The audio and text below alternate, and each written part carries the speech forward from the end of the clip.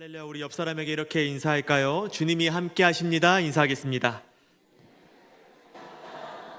아멘. 우리 앞뒤 사람하고도 인사할까요? 우리 다시 한번 인사할 때 주님이 정말로 함께 하십니다. 이렇게 인사하겠습니다. 주님이 정말로 함께 하십니다. 아멘. 믿으시죠? 예, 이 시간 마침 그때라는 제목으로 말씀 나누도록 하겠습니다. 사랑하는 성도 여러분, 명절은 잘 보내셨습니까? 예, 잘 보내셨군요. 짧은 시간이었지만 우리는 평소와 다른 일상을 보냈습니다. 우선 저 같은 경우는 명절 시작과 함께 아내에게 감기 몸살이 찾아왔습니다. 정말 다행인 것은 제 본가가 전주인데 부모님께서 단기 선교를 가셨기 때문에 전주까지 가진 않아도 됐습니다. 그래서 아내가 친구들에게 굉장히 부러움을 입었다고 하더라고요. 그래서 사실 최대한 아내를 좀 쉬게 해주고 싶은데 아무리 애써도 제가 다 해줄 수 없는 영역들이 있었습니다. 아이들이 자꾸 달라붙고요.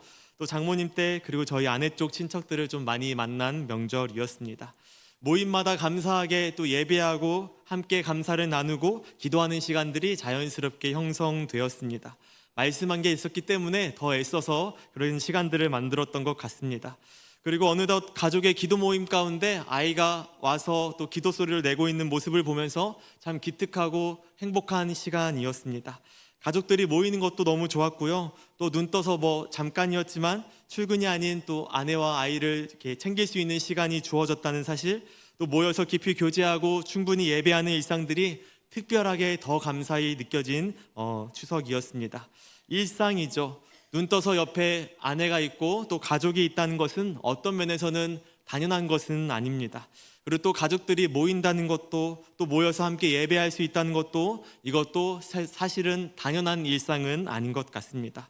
우리가 좋은 교회를 만나서 우리가 주님 안에서 형제이고 또 자매라고 말하고 마음을 나누고 함께 예배하고 기도하는 것, 이것도 당연한 것은 아무것도 없습니다.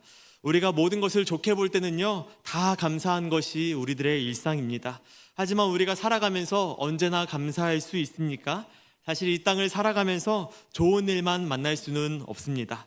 이 땅의 인생이 쉬웠다 이렇게 말씀하시는 분은 저는 못 들어봤습니다.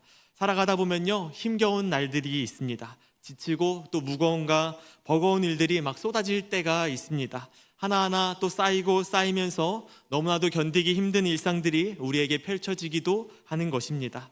오늘 본문에 룻의 하루도 그러했습니다. 왜냐하면 힘겨운 시작이었기 때문이에요. 남편도 잃었고요, 미래도 잃었고 또 고향을 떠나서 시어머니의 땅, 하지만 나에게는 너무나도 생소한 그 땅에서 일자리도 없고 아는 사람도 없고 무엇보다 기대할 것 없는 하루가 펼쳐진 것입니다.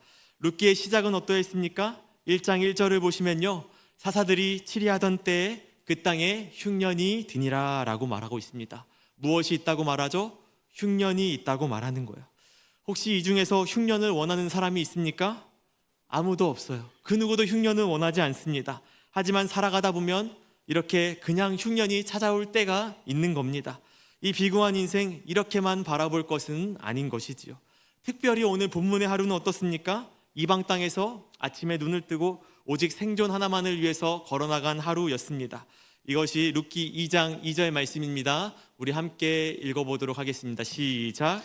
모압 여인 룻이 나오미에게 이르되 원하건대 내가 밭으로 가서 내가 누구에게 은혜를 입으면 그를 따라서 이삭을 줍겠나이다 하니. 아멘. 여기까지 읽겠습니다. 의도적으로 모압 여인이라고 표현하고 있습니다. 지금 있는 곳은 베들레헴인데 모압 여인이라는 거예요. 그리고 신명기 말씀에 보시면요, 암몬 사람과 모압 사람은 여호와의 총회에 들어오지 못하리니 그들에게 속한 자는 10대뿐만 아니라 영원히 여호와의 총회에 들어오지 못하리라 라고 아예 정해해 놨습니다. 이 사람들은 3대, 4대가 지나면 풀리는 게 아니고요, 그 대가 10번이 지나도 못 들어오고요, 영원토록 여호와의 총회에 못 들어오는 것이 바로 암몬 사람들과 모압 사람이었습니다. 그런데 그 모압의 여인이 이 베들레헴에서 하루를 시작하고 있는 거예요. 내가 밭으로 나가서 내가 누구에게 은혜를 입으면 그를 따라서 이삭을 줍겠나이다 이렇게 말하고 있습니다.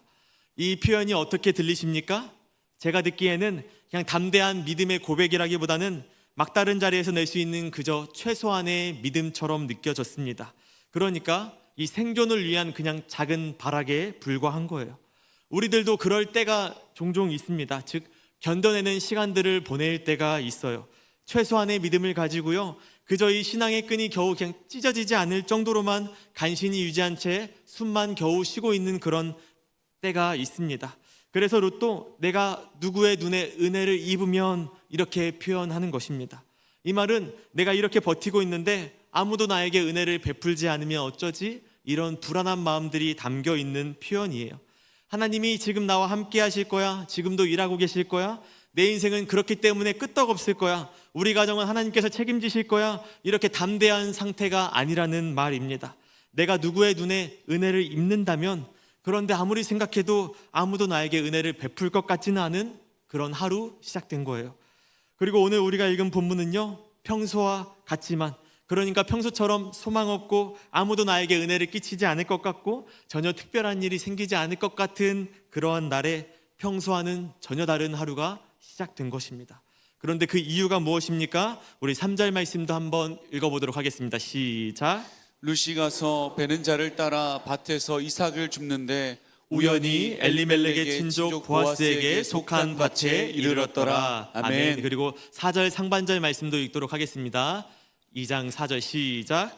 마침 보아스가 베들레헴에서부터 와서 베는 자들에게 이르되 여호와께서 너희와 함께 하시기를 원하노라 하니 그들이 대답하되 여호와께서 당신에게 복 주시기를 원하나이다 하니라. 아멘.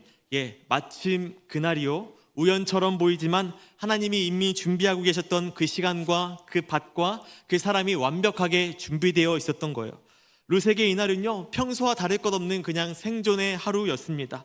꾸역꾸역 그냥 시작되는 하루 중에 하나였던 거예요. 하지만 하나님에게는 이날이 다윗의 족보를 여는 놀라운 전환점으로 정하셨던 것입니다. 여호와의 총에 영원히 들어올 수 없을 거라고 말했던 모압 사람, 게다가 남편을 잃은 이 여인을 통해서 다윗의 족보, 그리고 예수님이 태어나는 메시아의 역사를 여는 놀라운 일을 준비하고 계셨던 겁니다. 오늘 룻은요, 그냥 살기 위해서 이삭을 주우러 간 것입니다. 누구 때문에 그렇습니까? 하나님께서 무엇 때문에 이랬냐면은 예수님이 나신 이 다윗 가문 메시아의 역사를 이미 여기서 쓰고 계신 상황 가운데 룻에게는 평범한 하루가 평범하지 않은 하루로 달라지게 된 것이지요. 오늘 우리가 나누고 싶은 내용도 이런 내용입니다. 우리의 하루도 그런 때가 있습니다. 기도해도 그냥 달라지는 게 없는 그런 일상들이 있어요. 그리고 하루하루 그냥 버텨내야만 하는 때가 있습니다. 오늘도 역시 아무 일도 일어나지 않을 것 같은 그런 하루하루, 또 소망이 없는 날이 이어질 때가 누구에나 있습니다. 하지만 하나님은 오늘 본문을 통해서 우리에게 이렇게 알려주시는 것 같습니다. 아니다, 나는 너의 오늘을 통해서 이미 내일을 준비하고 있었다. 마치 오늘은 그냥 여느 때와 다를 것 없이 똑같은 하루가 시작된 것처럼 느껴졌는데 주님께서 그 걸음에 마침 그때 그날을 예비하고 있었다, 이것을 우리에게 알려주시는 것 같습니다. 한번 우리가 더 생각해 보면 좋겠습니다. 무엇보다 어디 여인이에요? 모압 여인이에요. 집도 잃고 남편도 잃고 모든 것을 잃어버린 이 이방 여인을 통해서도 이스라엘 안으로 들어오게 하시고, 그리고 그 가문을 통해서 다윗이 나고, 그리고 메시아의 역사를 써내려 가시는 분이 우리의 하나님이시라면, 주님, 나는 여기서 끝난 것 같아요, 저는요 안 될 것 같습니다, 이렇게 말할 수 있는 인생은 아무도 없다는 것이지요. 우리가 누구가 될지라도 하나님 앞에서 긍휼함을 얻기만 한다면 그가 누구든지 하나님의 은혜는 임할 수 있다, 이것을 보여주는 본문이라고 생각합니다. 그 어떤 상황에 처해 있을지라도 계획하신 그 순간에 은혜를 입을 수 있는 것이지요. 사랑하는 성도 여러분, 혹시 이 자리에 앉아 계신 분들 중에도 그런 시간을 겪고 계신 분이 있을까요? 그냥 그런 거 있습니다. 아무 일도 일어나지 않을 것 같은 시간들, 내 인생 지금 적당히 힘들고, 그런데 또 버틸 수는 있을 것 같은, 그런데 그렇다고 해서 소망이 있는 건 아니에요. 그런 하루하루를 살아가는 분이 있을지 모르겠습니다. 그렇다면 오늘 본문을 통해 위로되기를 원합니다. 아무 일도 없을 것 같은 그날에 하나님께서 임하셨기 때문입니다. 거기에 개연성은 그냥 딱 하나예요. 하나님께서 마침 그때 예비해 놓으셨다. 마침 그날이 되었을 뿐이에요. 그리고 준비하셨던 일들을 행하셨을 그날입니다. 우리가 조금 더 본문을 살펴보겠습니다. 이 본문을 바라보면서 우리가 오해하지 말아야 할 것은요, 절대로 이 룻이 이날 무슨 특별한 걸음을 걸었기 때문에 하나님께서 일하신 것은 아니라는 겁니다. 그냥 여느 때와 같이 평범한 하루의 걸음이 마침을 만들어낸 거예요. 평범한 하루, 어떤 특별한 요소가 담겨 있지 않고 적어도 오늘 말씀은 그것을 강조하고 있지 않습니다. 그저 여느 때처럼 살기 위해서, 먹고 살기 위해서 이삭을 주우러 갔을 뿐이에요. 반드시 얻을 수 있을 거야 확신과 기대가 있지도 않았고요. 내가 누구에게 은혜를 입으면 그를 따라서 이삭을 줍겠나이다. 기도원에 간 것도 아니고요. 예배도 부흥회도 아니었습니다. 그저 이 하루를 버티기 위해서 아무 밭이나 들어가야겠다 하면서 나왔던 그런 걸음이었어요. 그런데 이 걸음 속에 성경은 왜 이 마침이라는 말을 붙이고 있을까요? 우리가 볼 때는 평범하고 다를 거 없어 보이는 날입니다. 하지만 하나님이 보시기에는 그냥 완벽하게 주님께서 예비하시고 준비하셨던 그 날이고 그 걸음이었던 것이죠. 룻이 한 게 무엇입니까? 그냥 눈을 떴습니다. 버틸 수도 있고 그냥 주저앉을 수도 있어요. 그리고 주저앉아도 아무도 이상하게 생각하지 않을 만한 상황에 그럼에도 불구하고 포기하지 않고 하루를 시작해 냈다는 것입니다. 다시 이 오늘이라는 그 현실 속으로 들어가서 힘을 내서 시작했다는 거예요. 거창하지가 않습니다. 포기하지 않는 것에서 시작되었어요. 우리의 일상을 포기하지 않았습니다. 기도에도 똑같고 하나님의 뜻도 모르겠고 그냥 버텨야 되는 시간들이 있습니다. 그런데 하나님은 그 일상에 마침이라는 순간을 심어놓고 준비하고 계신다는 거죠. 우리가 한번 룻의 입장에서도 생각해 보면 좋겠습니다. 아마도 제가 룻이었으면 삶이 다 끝났다고 생각했을 것 같습니다. 시대가 또 어느 시대입니까? 사사시대예요. 게다가 남편을 잃은 이방 여인입니다. 이스라엘로 치면요, 정말로 최악 중에 최악의 상황에 처한 그 비주류의 끝판왕인 것입니다. 남편 없고 자식 없고 돈도 없고 집도 미래도 없는 최악의 상황입니다. 아마 지금 시대로 치면은 아무것도 없는데 거기에 건강까지 없는 상황일까요? 그냥 우리가 상상할 수 있는 최악의 상황이 지금 이 룻의 상황이라고 생각하시면 될 것 같습니다. 그런데 3절을 보시면 그 룻의 걸음이 우연히 보아스의 밭에 이르렀더라 이렇게 표현하고 있는 것입니다. 성경에서 말하는 우연이 우연일까요? 그리고 4절에서는 바로 마침이라고 표현하고 있습니다. 이것을 원어로 보시면은 히브리어로 카라라고 표현되어 있어요. 일어나다, 맞닥뜨리다. 우리 눈에는 우연처럼 보이는 그 사건들이 실은 하나님께서 정확하게 의도하시고 일하신 흔적이라는 것입니다. 하나님께서 조성하신 필연인 거죠. 우리에게나 우연적인 겁니다. 하나님의 시선으로 한번 더 생각해 보면 좋겠습니다. 룻이 밭으로 향하고 있을 때 하나님은 이미 그 보아스의 일정을 다 맞추고 있었을 거예요. 그날 보아스는 어떤 다른 밭도 아니고 자기의 밭으로 향하고 있었을 것입니다. 룻이 들어가는 그 타이밍과 또 보아스가 나타나는 그 타이밍 정확하게 일치하게 하나님께서 마침 그 자리에 두 사람을 배치해 놓으셨을 거예요. 우리가 믿는 하나님께서는요, 그냥 그날 기분 따라서 일하시는 분은 아닙니다. 시간의 창조자이시고요, 시간의 장인이신 거예요. 완벽하게 조성하실 수 있는 분이라는 것입니다. 물론 우리가 이 땅을 살아갈 때에는요, 충분히 오해할 수 있습니다. 지금 무언가 하루가 의미 없게 느껴질 수도 있을 것 같아요. 매일 같은 자리, 같은 일을 하면서 같은 얼굴들을 바라보는 것. 하지만 그 자리에서도 하나님은 일하고 계시는 거죠. 그리고 하나님이 일하신다고 해서 이 하루가 갑자기 뭔가 뿅 하고 달라지지는 않을 겁니다. 다만 하나님께서 일하시면 그것만으로도 이미 그 하루는 특별한 하루가 되는 거예요. 하나님의 손길에 의한 사건들은요, 동일한 사건이어도 그 규모와 계획과 그 차질이 달라지게 되는 겁니다. 이 걸음도 주님이 인도하시는 걸음을 걷고 있다면 하나님이 이끄시는 엄청난 역사의 걸음이 되는 것이지요. 제가 몇 년 전에 굉장히 충격을 받은 사건이 있었습니다. 우리 그림 한번 보여주세요. 예, 저런 그림인데요. 작품입니다. 그림이 아니고 2025년에 한 미술 작품이 2,300억에 팔렸습니다. 2,300원이 아니고요. 2,300억 원입니다. 예, 대체 어떻게 그렸길래 저렇게 그렸어요? 제 눈에는 그렇게 특별해 보이지 않습니다. 제 아들이 6살인데 비슷하게 그립니다. 정말 비슷해요. 예. 물론 뭔가 다르고 멋있기는 한 것 같은데 아무리 그래도요 2,300억 원에 팔렸습니다. 잭슨 플록이라는 사람인데 이 이젤의 캔버스를 두고 그림을 그리는 게 아니라 저렇게 거대한 캔버스를 바닥에 놓고 그 주위를 돌면서 춤추듯 물감을 떨어뜨리기도 하고 붓기도 하고 뿌려대기도 하는 겁니다. 막대기나 뭐 굳은 붓, 주사기, 자신의 온몸을 이용해서 그림을 그려내는 거예요. 그렇게 해서 얼마라고요? 2,300억 원. 저 같은 일반인의 눈으로 보면요, 사실 이분이 의도한 그 섬세한 것들을 저는 바라볼 수가 없습니다. 그래서 이 금액을 주고 산다는 건 저는 이해할 수 없어요. 물론 저 작품이 그냥 단순히 뿌려댄 그림은 아니라고 합니다. 그림은 내려주세요. 단순히 우연이 아니라 완벽하게 통제된 우연이라고 사람들은 말하더라고요.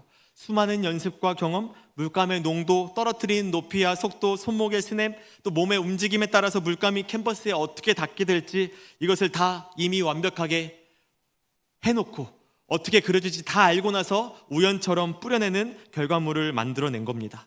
대충 한 게 아니라 고도로 계산된 완벽한 작품이라는 거예요. 우리 눈에는 혼돈스러워 보이고 제 아들이 그린 것과 비슷해 보입니다. 그런데 전문가들이 볼 때는 놀라운 균형과 리듬과 조화를 이루고 있다고 평가하는 거예요. 그렇기 때문에 그러한 금액을 내고도 사게 되는 겁니다. 이게 전문가들의 세계겠지요. 아는 만큼 보이는 것일 겁니다.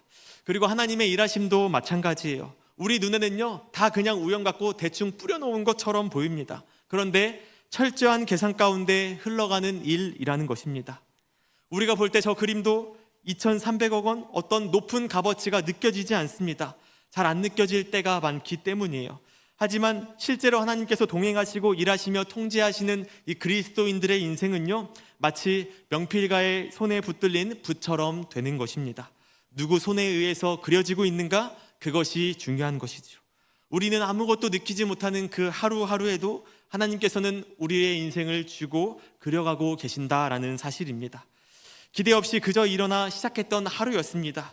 그 여인을 통해서 다윗이 나게 하고 그 다윗의 가문을 통해서 예수님이라는 메시아가 나오기는 인류 구원의 대서사가 이 작은 일상의 걸음에서 시작되었다는 거예요. 평소와 다른 것이 있다면 무엇이겠습니까? 마침 주님께서 예비하신 타이밍이 되었다. 이 차이가 있는 거예요. 사랑하는 성도 여러분, 이 사실을 믿으시기를 바랍니다. 하나님의 때가 있다는 사실을 믿으시면 좋겠어요. 우리 모든 그리스도인들에게는 이러한 하나님의 숨겨진 마침이라는 때가 다 숨어져 있습니다. 본문의 룻처럼 내 인생이 지금 가장 막막한 때를 걷는 것 같더라도 나는 여유는 없는데 룻처럼 섬겨야 할 사람이 있으니까 그냥 섬기는 거죠. 돈 한 푼도 없고 땅도 하나 없이 시어머니를 봉양해야 하는 이 상황 가운데 절망이 아니라 그냥 시어머니를 섬겨야 하기 때문에 오늘도 그냥 힘겹게 이삭을 주우러 나갔던 거예요. 그 힘겨운 일상 가운데 하나님께서 우리에게 느껴지실 정도로 일하시는 그 마침 때가 있다는 것입니다. 없을 것 같고 안 올 것 같은 그 때가 우리 그리스도인들에게는 있다라는 것입니다. 실은 우리가 느끼지 못하더라도 하나님께서는 이미 일하시고 계시며 은혜를 베풀고 계십니다. 오늘 본문도 보시면요, 시작은 흉년이었어요. 그런데 다시 돌아와 보니 흉년은 끝나 있고요, 다행히 추수할 때인 겁니다. 흉년이 아니기 때문에 남들이 추수를 하고 있죠. 그리고 추수할 때이기 때문에 남의 밭에 들어가면 그래도 무언가 이삭을 줍고 먹을 수 있는 환경이 조성되어 있는 것입니다. 우리 눈에는 마치 아무것도 할 수 없는 환경처럼 느껴질 때가 있습니다. 하지만 실은 돌아보면 그 때에도 임하시는 하나님의 은혜가 곳곳에 있다는 것을 기억해야 하는 거예요. 마침 역사하시는 하나님의 은혜가 있는 거예요. 룻이 이때 할 수 있었던 유일한 선택은요, 이삭을 주우러 나가는 거였습니다. 그런데 평소와 같던 그 발걸음에 상상도 못한 하나님의 은혜가 예비되어 있었던 것이죠. 1절 말씀 보시면 나오미의 남편 엘리멜렉의 친족으로 유력한 자가 있으니 그의 이름은 보아스더라. 아멘. 시작은 걸었더니 마침 그날이 예비되어 있었습니다. 우리의 주님께서는 이러한 분이십니다. 왜 우리에게 이러한 역전의 스토리를 이 말씀을 통해서 보여주고 있을까요? 하나님의 일하심의 방식을 지금 우리들에게도 보여주고 싶은 것이지요. 이것이 우리의 이야기가 되고 말씀을 통해서 소망이 보이지 않는 환경 가운데서도 소망을 바라볼 수 있기 원하시기 때문입니다. 하나님은 그 일상의 작은 걸음 가운데 은혜의 요소들을 심어두고 계시는 거예요. 우리 두 번째 살펴보겠습니다. 하나님은 작은 순종이의 이 마침의 타이밍을 세우시는 분입니다. 룻도 좋지만요, 우리 한 명을 더 살펴보고 싶습니다. 이 바로 뒤에 연결되는 이야기인데 다윗의 이야기입니다. 우리 사무엘상 17장 20절 말씀 한번 읽어보도록 하겠습니다. 시작. 다윗이 아침에 일찍 일어나서 양을 양지키는 자에게 맡기고 이새가 명령한 대로 가지고 가서 진영에 이른즉 마침 군대가 전장에 나와서 싸우려고 고함치며 아멘. 예, 평범한 심부름이었습니다. 그냥 형들에게 도시락을 전하고 안부를 전하고 오라는 그런 일상인 거예요. 하지만 성경의 기록은 어떻습니까? 마침 군대가 싸우려 할 때였다. 이때 다윗의 상황은 어떻냐면요, 이미 기름 부음은 받은 상황인데 하지만 여전히 달라지는 상황은 아무것도 없었어요. 묵묵히 평범한 일상을 그냥 살아가고 있어요. 집에서는 그냥 여전히 막내, 목소리 한번 제대로 낼 수 없고요, 그냥 일찍 일어나서 양을 지키는 그냥 목자였던 것입니다. 맹수가 오면 맞서 싸우고 사람들은 별로 관심도 가지지 않는 그 외딴 곳에서 양을 지키는 그런 일상 가운데 그냥 여느 때처럼 아버지의 말에 순종해서 심부름 갔다 오는 상황인 거예요. 그런데 가봤더니 마침 전투는 펼쳐지고 있고 마침 그곳에 하나님께서 골리앗을 세워두셨고 전투가 시작되는 것이지요. 이게 마침입니다. 하나님의 시간표가 이렇게 있다는 것을 믿고 계십니까? 우리의 인생도 그렇지만 나의 배우자를 향한 하나님의 시간표도 있고요, 우리의 자녀와 손자와 손녀를 향한 하나님의 시간표도 있습니다. 당장 티나지 않고 보이지 않아도 나의 일상 속에서 하나님은 이미 차근차근 준비해 나가고 계시는 거죠. 그런데 이게 어떠한 일상 속에서 준비해 나가고 계실까요? 작은 것에 순종해 나가는 일상인 거예요. 우리가 꼭 확신에 차서 기도하는 게 아니라 우리가 더 믿고 기도했기 때문에 응답받았다 이런 거 아니고요, 그냥 기도와 말씀과 무릎으로 채워나가는 시간들 말입니다. 매일매일 내가 기도해서 하나님이 이 기도 듣고 계시고 이 기도 듣고 바로 응답하실 것이고 역사하실 거야, 이런 확신에 찬 기도가 아니라 그냥 기도해 나가는 시간들이 있어요. 응답도 느껴지지 않고 마음도 느껴지지 않고 그냥 기도해야 되는 시간들, 그냥 살기 위해서 이 삶을 유지해 나가기 위해서 이삭을 주우러 나가야 되는 상황들, 이삭을 주울 수 있을지도 모르지만 그냥 시작해 나가는 하루들이 있다는 것입니다. 그런데 하나님께서는 그러한 일상 가운데 아무것도 아닌 것 같은 상황 가운데 준비해 나가시는 거예요. 무언가 움직이고 있을 때 꼭 소망이 느껴지지 않더라도 말입니다. 이 케이스는 너무 다양하지만 제가 살면서 처음으로 이 마침을 느꼈을 때는 군대에 있을 때였습니다. 한 번은 입대하고 훈련소에 있었는데요, 수색중대 행보관님이 찾아오시더라고요. 체력이 제가 그때 중대에서 2등이었습니다. 그래서 한번 우리 부대로 오지 않을래? 제 첫 질문은 무엇이었을까요? 거기에 교회 있습니까? 아니, 여기 너무 격오지어가지고 교회는 없어. 아, 그래요? 그러면 가겠습니다 라고 말하고 들어왔어요. 제가 원래 군대 가면 군종을 하겠다고 각오를 하고 갔었는데 교회가 없다고 말하는데 제가 가겠습니다 라고 말하고 나온 거예요. 밤에 자면서 내가 진짜 사단에 쓰였구나, 얼마나 속상하고 분했는지 모릅니다. 진짜 미쳤다, 백창록 미쳤다, 어떻게 그렇게 되냐. 근데 자대에 가니까요, 교회가 없는 거는 이미 알고 있었죠. 그런데 교회가 없으니까요, 누구도 없을까요? 교회 다니는 사람도 한 명도 안 온 거예요. 중대에 저 혼자였습니다. 아니, 딱 한 명 있었는데 저보다 3주 먼저 들어온 선임이 그래도 교회 다니는 사람이더라고요. 다니엘이었습니다. 중대에는 그렇게 저 혼자였어요. 그 외에 아무도 없고요. 그리고 나름 행보관님이 이제 목사님의 아들이 들어왔다고 저를 배려해 준다고 주말에 한 번도 해본 적 없었던 종교활동 시간을 만든 거예요. 자, 지금부터 1시간 동안 종교활동 시간을 가지겠습니다. 종교별로 생활관에 들어가서 TV로 종교방송을 보세요. 근데 이전까지는 아무도 원하는 사람이 없기 때문에 그냥 자유시간으로 줬었는데 저를 배려해 준다고 이거를 만들어서 모든 선임들을 다 방에 넣은 거예요. 정말 죽는 줄 알았습니다. 몇십 명이 정말 동시에 그렇게 열정적으로 욕할 수 있구나 처음 알았고요. 정말로 잘 때리신다 느낄 수 있었습니다. 그리고 그 뒤로는 점호 시간에 뉴스가 틀어지는데 교회 사건이 나오면 또 욕소리가 들리고 또 한두 명은 꼭 와서 욕을 하면서 때리시더라고요. 그런데 저도 이제 그런 사람이 아닌데 중대에 혼자 있잖아요. 이 사람들은 교회에 대해서 아무것도 모르는데 내가 못 보여주면 진짜 큰일 나겠는데 진짜 이거는 내가 좀 책임감을 가지고 다른 모습을 보여줘야 되는데 사랑이 있어야 될 것 같다. 매일 집합당하고 매일 맞으면서도 들어갈 때는 감사합니다, 편안히 주무십시오 이런 말들을 하면서, 그리고 맞으면서도 나는 표정으로 당신을 결코 미워하지 않습니다 이런 표정을 늘 지어야 했던 거예요. 그런데 맞으면서 어떻게 사랑할 수 있겠습니까? 그래서 미워할 틈이 없도록 계속 기도하는 거예요. 제발 사랑하게 해주세요. 근데 이거를 정말 멈추는 그 순간 너무 미운 마음이 쏟아져 나오는 거예요. 이게 때릴 이유인가? 이거 가지고 이렇게 때리나? 생각이 들 수밖에 없는 거죠. 그렇게 바뀌지 않을 것 같은 일상들이 하루하루 흘러가는 겁니다. 나는 매일 기도하고 있고 매일 순종함으로 생활을 채워나가고 있지만 그냥 흘러가고 있는 일상인 거예요. 그렇게 몇 달이 흐르고 어느 순간 마침 그날이 찾아오더라고요. 어느 때와 같은 일상인데 한 선임이 찾아와요. 군대에서는 다 어리잖아요.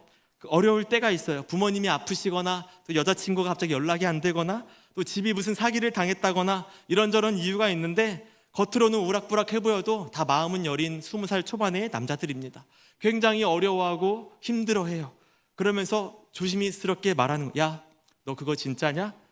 너 그거 믿는 거 그거 진짜냐? 그거 진짜 있냐? 기도하면 들어주시냐? 이렇게 조금씩 물어보더라고요. 그러면 어떻게 기도하는지 알려줘. 이렇게 찾아오는 사람들이 갑자기 몇 명이 생기기 시작하더라고요. 그리고 근무 설 때에도 저는 성경 이야기만 주구장창 해줬습니다. 그래서 저와 같이 근무했던 사람들은 창세기부터 요한계시록까지 한 바퀴는 다 돌았던 것 같아요. 어느 순간 절대로 안 될 것 같은 일상에 갑자기 마침 찾아오시는 은혜가 있습니다. 오늘 본문도요, 그냥 시어머니의 말에 또 아버지의 말에 순종하면서 묵묵히 그냥 걸어갔던 평범한 일상이었습니다. 우리가 느끼기에는 그냥 아둥바둥 살아가는 일상의 하루일 뿐이에요. 그런데 우리 그리스도인들에게는 마침이라는 하나님의 시간표가 있다는 것입니다. 이런 생각을 해보게 됩니다. 내 인생의 마침은 언제일까? 언제 하나님께서 우리 인생에 또 이 마침을 준비하고 계실까? 순종으로 살아가는 하루하루 가운데 또 그런 날이 있겠지. 지금도 하나님께서 그날을 예비하고 계시겠지. 우리는 소망을 바라보게 되는 것이지요. 도시락 심부름을 떠난 그날에 다윗의 인생은 달라지고 이스라엘의 역사가 달라지는 놀라운 현장이 되는 것입니다. 마침 싸움은 시작되었고 골리앗이 서 있었고 다윗이 끔찍히도 사랑하는 여호와를 욕하고 있었기 때문입니다. 룻이 이삭을 줍던 하루도 비슷해요. 다윗이 골리앗과 싸우게 된 그 시작도 참으로 닮아 있습니다. 작은 일상의 하루 가운데 그냥 시어머니를 섬기겠다는 작은 순종, 포기할 수 있었지만 그럼에도 꾸역꾸역 일어나 걸었던 그 하루입니다. 마침 그러한 환경이 펼쳐지더라는 거예요. 룻이 막 기뻐 뛰면서 나갔을까요? 와, 흉년이 끝나고 풍년이네, 감사하다. 하나님께서 그래도 이삭을 먹어서 살려주시네, 감사하다. 막 찬양하면서 나갔을까요? 아니요, 꾸역꾸역 나갔던 하루예요.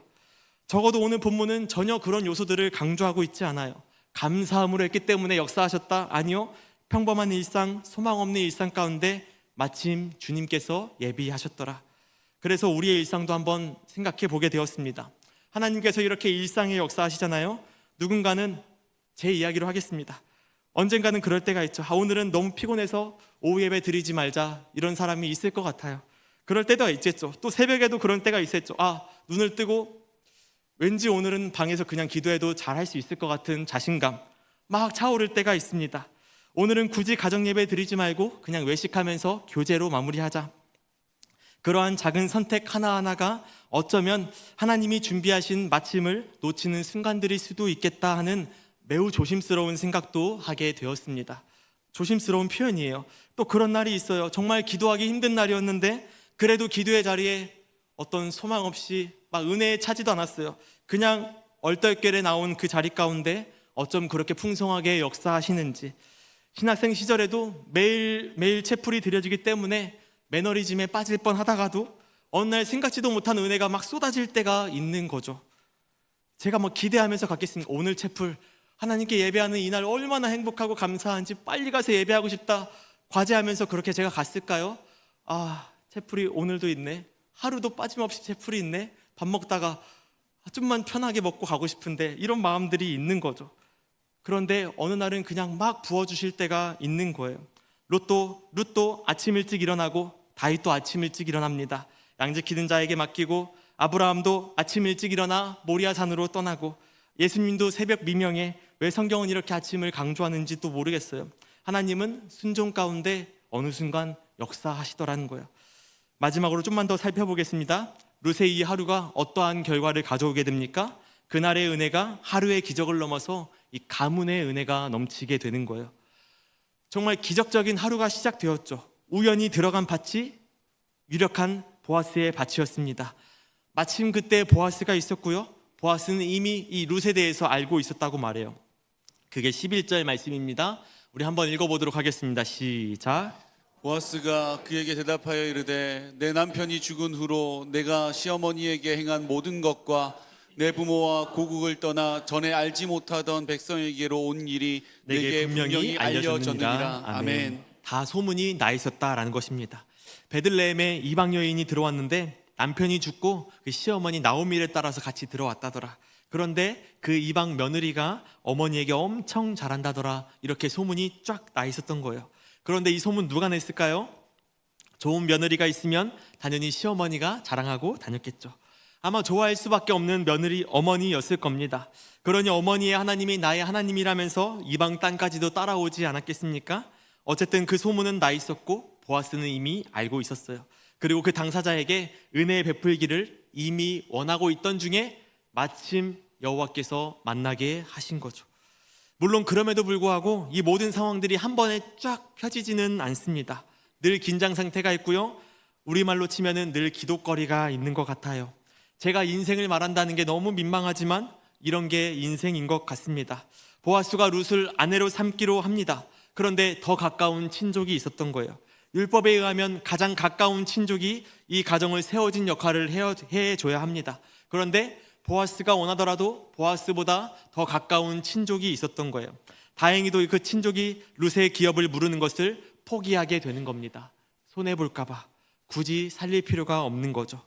룻이 무엇을 해서 이 어려움들을 극복해 나가는 게 아닙니다.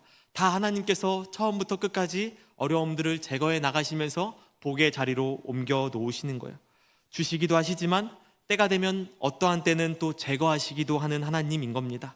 그렇게 성읍 장로 10명을 청하여서 그들 앞에서 룻의 기업을 내가 무르겠다 보아스가 선언하게 되는 것입니다. 그렇게 둘이 결혼하게 되고 아들이 태어나는 것입니다. 우리 4장 13절 읽도록 하겠습니다. 시작. 이에 보아스가 룻을 맞이하여 아내로 삼고 그에게 들어갔더니 여호와께서 그에게 임신하게 하심으로 그가 아들을 낳은지라. 아멘. 아들이가 태어나는 거예요. 다 죽으면서 시작했던 룻기 가운데 그 소망 없는 일상 가운데 보아스를 만나고 결혼하게 되고 아들을 낳음으로 룻기가 마무리됩니다. 17절을 보시면은 그의 이웃 여인들이 그에게 이름을 주어 나오미에게 아들이 태어났다 하여 그의 이름을 오벳이라 하였는데 그는 다윗의 아버지인 이새의 아버지였더라 라고 나오게 되는 것입니다. 다윗의 아버지인 이새의 아버지였더라. 룻을 통해서 오벳이 나오고 오벳이 이새를 낳고 이새가 다윗을 낳게 되는 거죠. 그 심부름 보냈던 아버지, 여기서 나오게 되는 것입니다. 다윗의 족보가 이렇게 시작되는 거예요. 절망 속에서 죽던 그 이삭이요, 그 밭이요, 하나님의 구원 계획이 시작되는 엄청난 자리였던 것입니다. 꿈에도 생각 못했죠. 우연히 들어갔다고 나오지만 우연은 아니고 필연적인 조성이었습니다. 마침이라는 그냥 필연적인 은혜였던 거예요. 이 땅의 구원의 역사를 이루기 위해서 예수님이 태어나신 그 놀라운 기적의 장소 이 베들레헴으로 이방인 모함 여인을 여기까지 오게 한 겁니다.